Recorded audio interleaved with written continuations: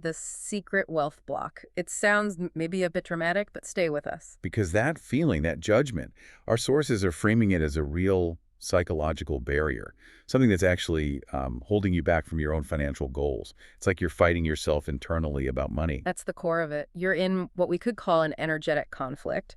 So our mission today is to blend some neuroscience, a bit of quantum thinking, and some really practical identity work. To understand why this happens, and more importantly, how to clear that block. Right. Today, we're opening up a topic that might feel a bit uncomfortable. It's that hidden feeling, maybe even resentment you get when you see, like, extreme wealth. Yeah, that little clench, isn't it? You see the fancy car, the huge house, maybe someone who seems, well, less than deserving of it all, and that judgmental voice just pops up. How do they get that? Yeah. Or that's just wrong. Exactly. And we're calling that feeling the secret wealth block. It sounds maybe a bit dramatic, but stay with us. Because that feeling, that judgment, our sources are framing it as a real psychological barrier, something that's actually holding you back from your own financial goals. It's like you're fighting yourself internally about money. That's the core of it. You're in what we could call an energetic conflict. So our mission today is to blend some neuroscience, a bit of quantum thinking, and some really practical identity work. To understand why this happens, and more importantly, how to clear that block. Right. We want to help you kind of update your internal software around wealth.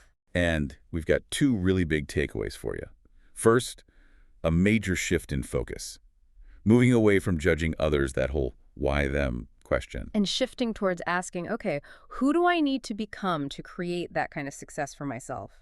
It's an internal job. And second, we've got really simple, concrete exercise you can use anytime.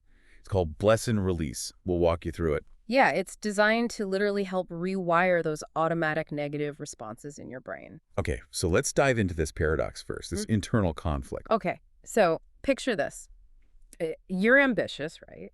You've got goals. You might be doing affirmations. You have a vision board. You're actively trying to manifest more abundance. Putting the work in, setting intentions. Absolutely. But underneath all that conscious effort, there's often this hidden set of beliefs running, the old program. Like money is the root of all evil, or rich people are greedy, stuff we picked up somewhere. Exactly. That's what we mean by the scarcity blueprint. So you want the wealth, the abundant, but you're simultaneously condemning the very state of being wealthy or the people who embody it. Okay, so I want the thing, but I secretly think the thing, or having the thing, makes people bad. That sounds messy. It is messy. And the result, according to the material we're looking at, is this powerful repulsion energy. Repulsion. How does that actually show up, like, in real life? Well, think about it. It can look like self-sabotage just when things are going well, or chronic procrastination on money-making activities, maybe suddenly taking on debt for no good reason. Or maybe always feeling uncomfortable charging what you're worth,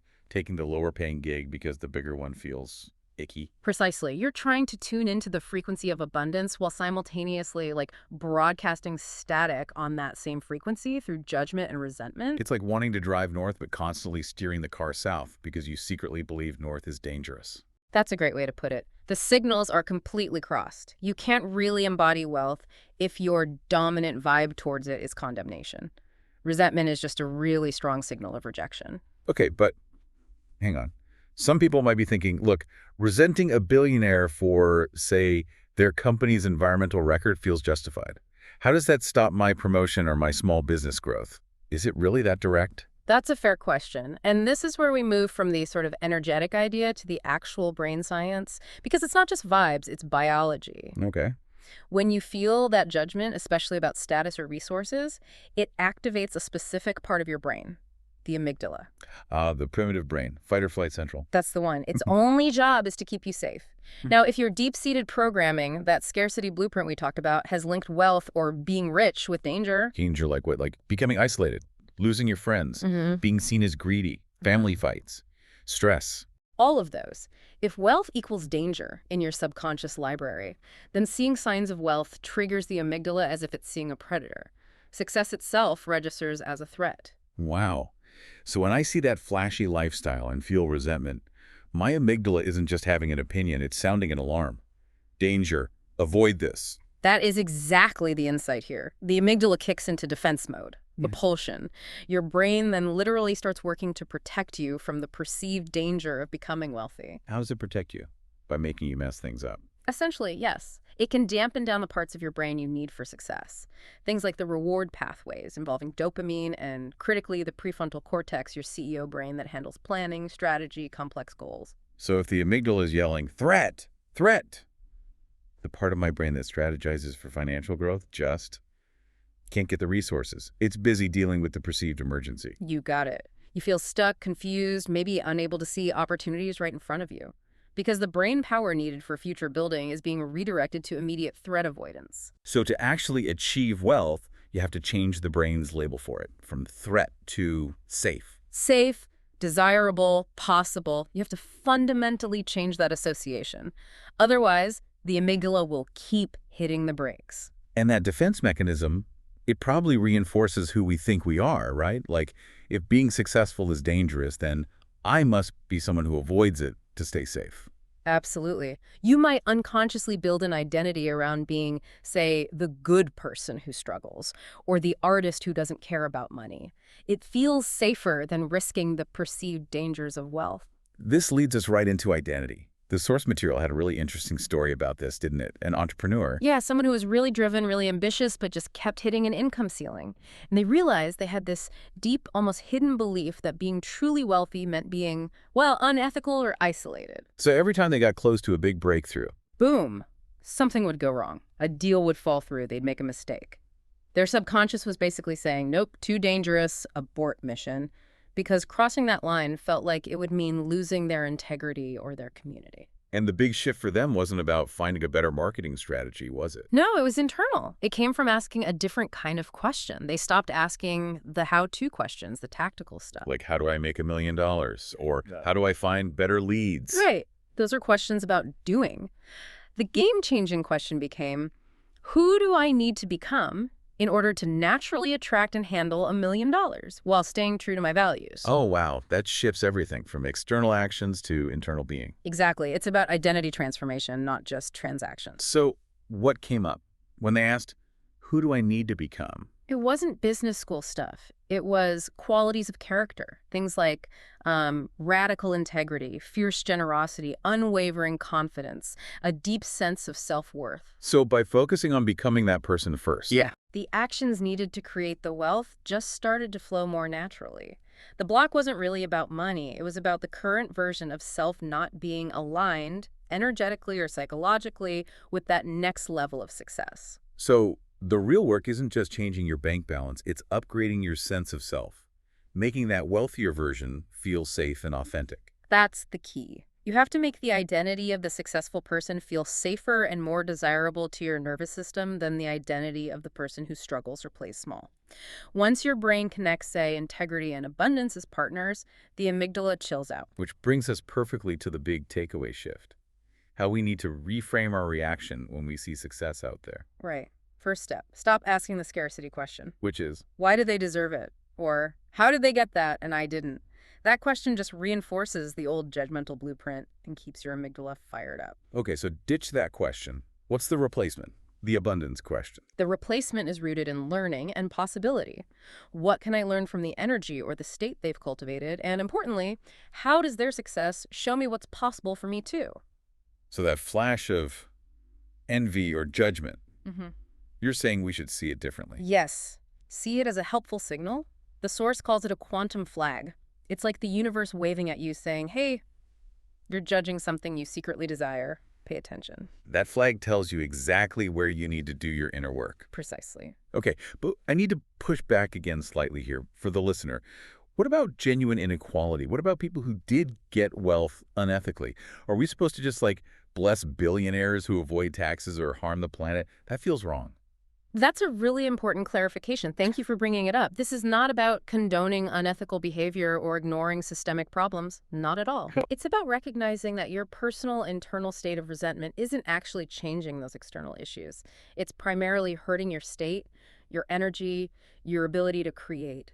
You can still advocate for change, fight for justice. But without letting the sight of a yacht trigger your own internal self-sabotage system. Exactly. Separate the external issue you might want to address from the internal reaction that's blocking you. Blessing the success isn't endorsing the person or their methods necessarily. Okay, that distinction is crucial. You're blessing the energy of abundance itself. Yes.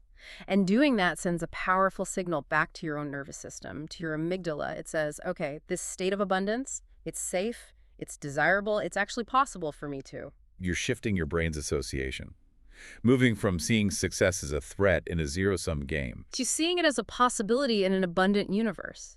Their success becomes evidence for your own potential, not something that takes away from you. That feels much more empowering. Okay, let's make this super practical now. Let's talk about the tool, the bless and release exercise. Okay. This is something you can do anytime, anywhere. The moment you feel that trigger, the judgment, the resentment, the envy toward someone's wealth or success, it interrupts the old pattern. Step 1. Notice the trigger.